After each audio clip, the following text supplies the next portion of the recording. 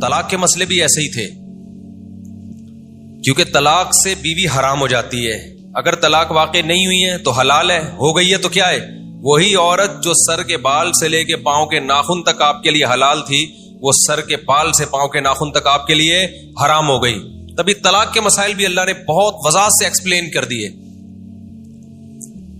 بتا دیا طلاق مرتان، صریح لفظوں سے جب طلاق دو گے تو 2 دفعہ تمہارے پاس رائٹ ہے. اس میں خدا کی قسم اللہ نے ایسا کچھ بھی نہیں کہا کہ فوراً دو یا بعد میں دو. آج کل کے اسکالرز جھوٹ بولتے ہیں، لفاظی کرتے ہیں باتوں میں. فَإِمْسَاكُمْ بِمَعْرُوفٍ أَوْ تَسْرِيحٌ بِإِحْسَانٍ، اچھے طریقے سے رکھو یا عمدہ طریقے سے چھوڑ دو. فَإِن طَلَّقَهَا، اگر تیسری دے دی، فَلَا تَحِلُّ لَهُ مِن بَعْدُ، بیوی حلال نہیں ہے. اللہ نے یہ نہیں کہا فوراً دی یا بعد میں دی، یہاں تو اللہ نے بتا دیا. دوسری جگہ اللہ نے بتا دیا کہ دینے کا صحیح طریقہ کیا ہے.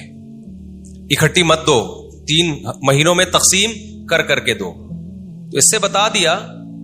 اور وہاں سورہ طلاق میں اللہ نے یہ بھی بتا دیا کہ ہم تمہیں تقسیم کر کے دینے کا کیوں کہہ رہے ہیں. لا تدری لعل اللہ یحدث بعد ذلک امرا، ہو سکتا ہے طلاق دینے کے بعد تمہیں شرمندگی ہو، تو اکٹھی نہ نکالا کرو، ڈیوائڈ کر کے دیا کرو، اپنے لیے رجوع کا راستہ رکھو.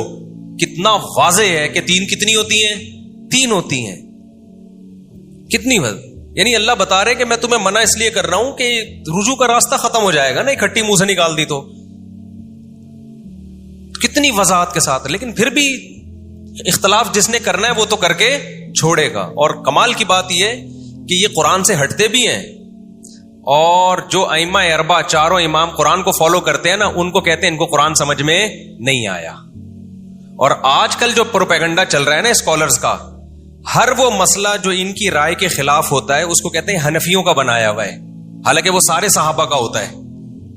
یہ جو خلا ہے نا کہ عورت کورٹ سے یک طرفہ خلا نہیں لے سکتی، یہ حنفیوں کا بنایا ہوا نہیں ہے، یہ قرآن کا بتایا ہوا. صحابہ، تابعین، 4 امام، حتیٰ کہ شیعہ سنی بھی اس میں داخل، شیعہ بھی اس میں داخل ہیں. لیکن آج آپ کو ایسے اسکالرز مل رہے ہیں جو کہتے ہیں کہ نہیں، عورت کو خلا کا حق ہے، شوہر راضی ہو یا نہ ہو وہ کورٹ سے خلا لے سکتی ہے. قرآن کے بالکل خلاف ہے یہ. اور ابھی وفاقی شرعی عدالت نے بھی عدالت کے اس غلط فیصلے کو صحیح قرار دے دیا ہے. اس سے پتہ چلتا ہے وفاقی شرعی عدالت کے جج بھی کیا ہے، بالکل کیا چل رہے ہیں، فارغ. اتنا یعنی قرآن کے ساتھ کھیلا جا رہا ہے نا. ہم جو کہتے ہیں نا 4 اماموں کو، میرا ٹاپک نہیں ہے لیکن بار بار میں اس کو ریپیٹ کرتا ہوں، 4 اماموں کو فالو کرنا اس لیے نہیں، قرآن سے ہٹانے کے لیے، صحیح قرآن پہ لانے کے لیے، ورنہ اوٹ پٹانگ چلے گا. ایک بات کر کے میں آگے بیان کی طرف آتا ہوں. یہ لوگ جو کہتے ہیں نا، جو ابھی وفاقی شرعی عدالت نے بھی فیصلہ کیا نہیں، عورت کو خلا کا رائٹ ہے، وہ کورٹ میں جا کے خلا لے سکتی ہے. یہ اتنا مضحکہ خیز فتویٰ ہے نا فیصلہ وفاقی شرعی عدالت کا، کہ جس نے ذرا بھی قرآن و حدیث کو پڑھا ہے نا، وہ اس فیصلے کو ایک لطیفہ سمجھے گا. بہترین لطیفہ ہے 15ویں صدی کا. اور ایک اسکالر نے تو اس کی تائید بھی کر دی ہے، یوٹیوب کے بڑے مشہور اسکالر ہیں، اور کہا یہ حنفیوں کے یہاں نہیں ہوتا خلا، باقی سب کے یہاں ہو جاتا ہے. یہ بھی نہیں پتا کہ بھائی سب کے یہاں نہیں ہوتا یہ خلا. لیکن کوئی پوچھنے والا نہیں ہے یار، پھینکے چلے جاؤ، جھوٹ بولتے چلے جاؤ. اس ملک میں کوئی پوچھنے والا نہیں ہے. لوگ نیچے کمنٹس کر رہے ہوتے ہیں، واقعی یار یہ حنفی تو مقلد ہوتے ہیں. کبھی ہمارے پاس بیٹھو، ہمیں آپ کو پتا چلے گا انشاءاللہ اندھا مقلد کون ہے، اور حقیقت میں قرآن و سنت کا علم رکھنے والا اور حقیقت میں قرآن و سنت کو فالو کرنے والا کون ہے. کبھی بیٹھو تو پتا چلے نا. وہی ہے، وہ ابا نے پوچھا تھا نا بچے سے، یہ میں خلا والی بات رہنا جائے جو وفاقی شرعی عدالت نے کیا نا، میں اس کو بتاتا ہوں کتنا بڑا لطیفہ عدالت نے چھوڑا ہے، وفاقی شرعی عدالت نے. وہ میں بتاؤں گا قرآن سے کیسے کیا پتا چلتا ہے. یہ جو بیان کیا گیا نا، وہ ایک میں کہہ رہا ہوں کبھی ہمارے ساتھ بیٹھو تو پتا چلے. تو وہ میں اکثر سناتا ہوں نا. ابا نے بچے سے پوچھا علامہ اقبال کا پتہ ہے کون ہے؟ چلے کا پتہ نہیں. قائد اعظم کا پتہ ہے؟ پتہ نہیں ابا. کبھی اسکول جاؤ تو پتہ چلے نا.